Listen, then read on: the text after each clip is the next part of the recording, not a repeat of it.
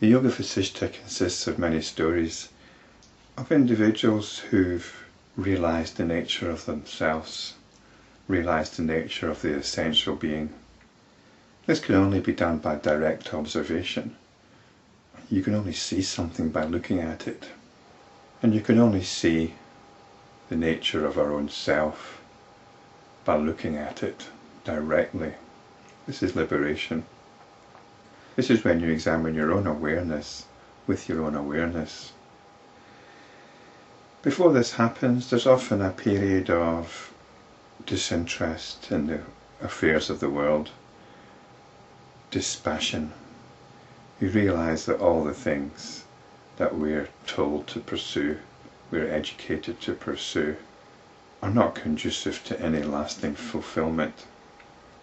Then there'll be a process of seeking, then realisation, and after realisation there's usually a period of assimilation. This is when spiritual practice begins. This is when the spiritual practitioner gradually becomes more established in awareness of awareness, in the nature of the self. And then after that, they'll carry on with their usual activities. They'll go back to being a king or queen or whatever. But if the individual concerned is a traditional yogi, then they'll simply just get on with their usual yogic practices. And this is what's happened with Sikhidhvaja. He's entered into a state of deep meditation, and I think we should assume that this deep meditation is not really a result of self-inquiry. It's what he's resorted to in keeping with his yogic inclinations. It might be a result of self-inquiry, but it does seem rather extreme. So I'm really just giving an opinion here, and you can make up your own mind. Vasishta continued. While Sikhidhvaja was thus engaged in deep meditation, utterly free from the least mental modification or movement in consciousness, Chudala abandoned her disguise, returned to the palace, and in her own female form conducted the affairs of state. She returned to where Sikhidhvaja was after 3 days, and was delighted to see that he was still absorbed in meditation. So having realised the nature of self, it's actually possible to go about your usual business in a more effective, more efficient way, a more wholehearted way. And this is what happens if you're a yogi. You spend a lot of time in concentrated meditation, focusing the attention.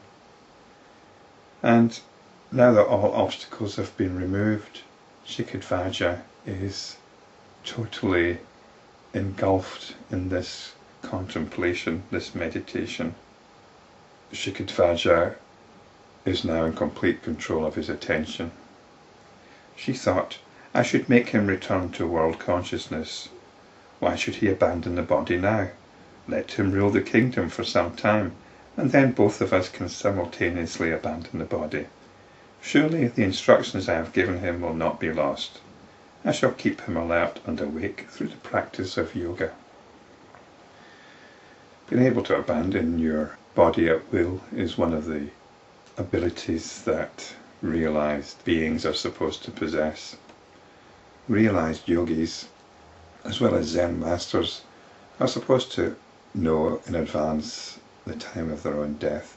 It's one of these abilities that's attributed to them. But it's a story that we don't need to be bothered with. It's quite interesting though how Chudala seems concerned that if he comes back to his regal duties, that he might actually lose his awareness. She feels confident she can keep him alert and awake through the practice of yoga. So in other words, although Sikhidhvaja seems established in this state, he's declared his realisation, there's a possibility that he might still come down from it. And this ties in with the story we've got that enlightenment is somehow a once and for all thing. I explored the possibility previously that if it was a once and for all thing, then the universe wouldn't exist. She roared like a lion again and again. Still he did not open his eyes. She pushed the body down, yet he remained immersed in the self. She thought, alas, he is completely absorbed in the self. How shall I bring him back to body consciousness? So this is his yogic strength. He's decided to be focused on the self, and he's focused on it. On the other hand, why should I do so? Let him reach the disembodied state, and I shall also abandon this body now. I said at the beginning, the stories of self-inquiry have this pattern of dispassion, of seeking, of self-inquiry, of realization, and then being established in realization, and then going about your normal functions.